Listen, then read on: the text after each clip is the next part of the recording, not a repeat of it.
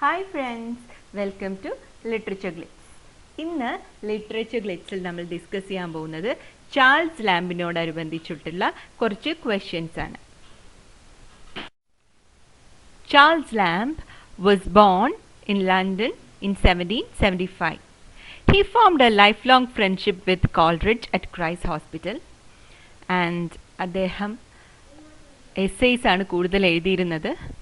And അദ്ദേഹത്തിൻ്റെ എസ്സേയ്സ് എല്ലാം തന്നെ കൂടുതലും പേഴ്സണൽ എസ്സേയ്സ് ആയിരുന്നു. ആൻഡ് അദ്ദേഹത്തിൻ്റെ പേഴ്സണൽ ലൈഫ് പറയുകയാണെങ്കിൽ കുറച്ച് ട്രാജിക്കാണ്. And he had mental issues also. And അദ്ദേഹം നോവൽസും പോംസും ഒക്കെ എഴുതിയിട്ടുണ്ട്. എങ്കിലും അദ്ദേഹം കൂടുതലായിട്ടും 19th സെഞ്ച്വറിയിലെ ഗ്രേറ്റസ്റ്റ് എസ്സേയിസ്റ്റുകളിൽ ഒരാളാണ്.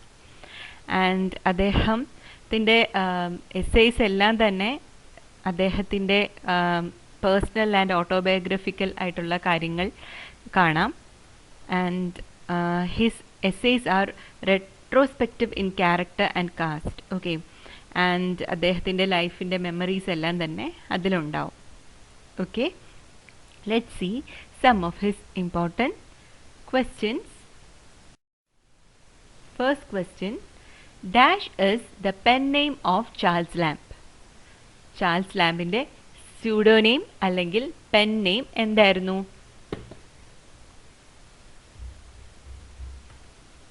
The answer is Elia. നമുക്ക് എല്ലാവർക്കും അറിയാം, അദ്ദേഹത്തിൻ്റെ എസ്സേസിൻ്റെ നെയിം തന്നെ എസ്സേസ് ഓഫ് ഏലിയ എന്നായിരുന്നു. Okay, next question, the epithet used to describe Lamb is dash. അതായത് ലാംബിനെ നമ്മൾ കൂടുതൽ ഡിസ്ക്രൈബ് ചെയ്യാൻ യൂസ് ചെയ്യുന്ന വേർഡ് എന്താണ്? Is gentle. അതെ, അദ്ദേഹത്തിൻ്റെ എസ്സേസ് എല്ലാം വളരെയധികം സോഫ്റ്റ് ആൻഡ് ജെൻറ്റിൽ ആയിട്ടുള്ള സബ്ജക്ട്സുമായിട്ട് ഡീൽ ചെയ്യുന്നതാണ്. Okay, third one, dash is known as the prince of essays. എസ്സേയിസ്റ്റുകളിലെ രാജകുമാരൻ എന്നറിയപ്പെട്ടത് ആരാണ്? The answer is Charles Lamb. Fourth question, the year in which the first edition of Lamb's essays were published. The answer is 1823. Okay, next question, Charles Lamb belongs to the dash age in the history of English literature. അത് നമുക്ക് എല്ലാവർക്കും അറിയാലോ അല്ലേ? എന്താണ്? He belonged to the romantic age. Okay, next one, the dominant note found in essays of Lamb is dash. ഇതൊരു important question ആണ്. ലാംബിൻ്റെ എസ്സേസിലെല്ലാം കീ നോട്ടായിട്ട് കണ്ടുവന്നിരുന്നത് എന്താണ്? Humour and പേത്തോസ്.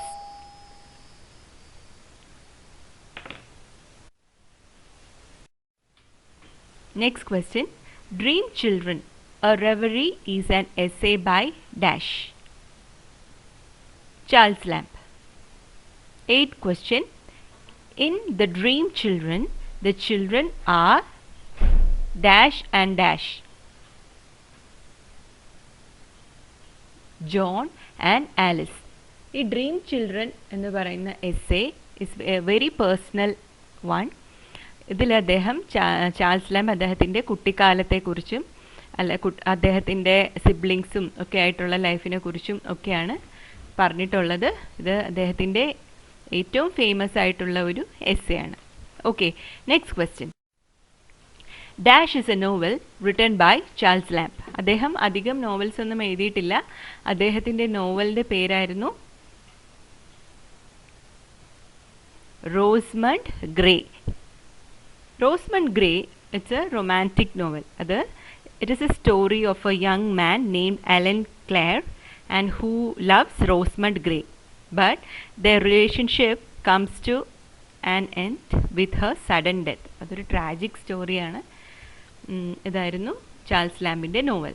Okay, 10th one, dash is a joint venture of Lamb and his sister Mary Lamb. Okay, the answer is Tales from Shakespeare. ഈ Tales from Shakespeare children നോവൽസിൽ children സ്റ്റോറീസിൽ ഒരു ക്ലാസിക് ആയിട്ടാണ് ഇപ്പോഴും consider ചെയ്യുന്നത്.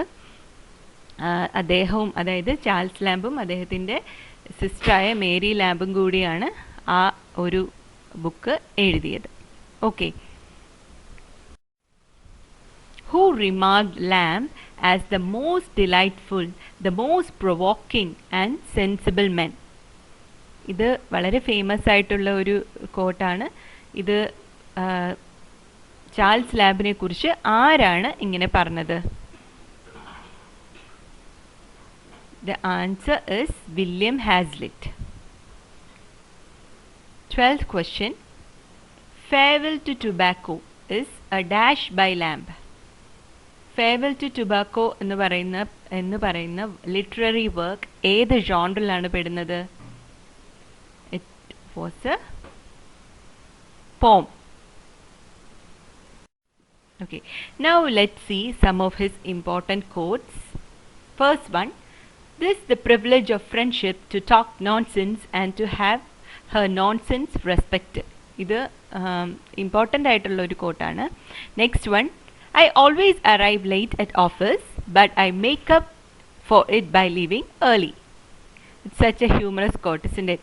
Next one, of all sounds of all bells, most solemn and touching is the peal which rings out the old year.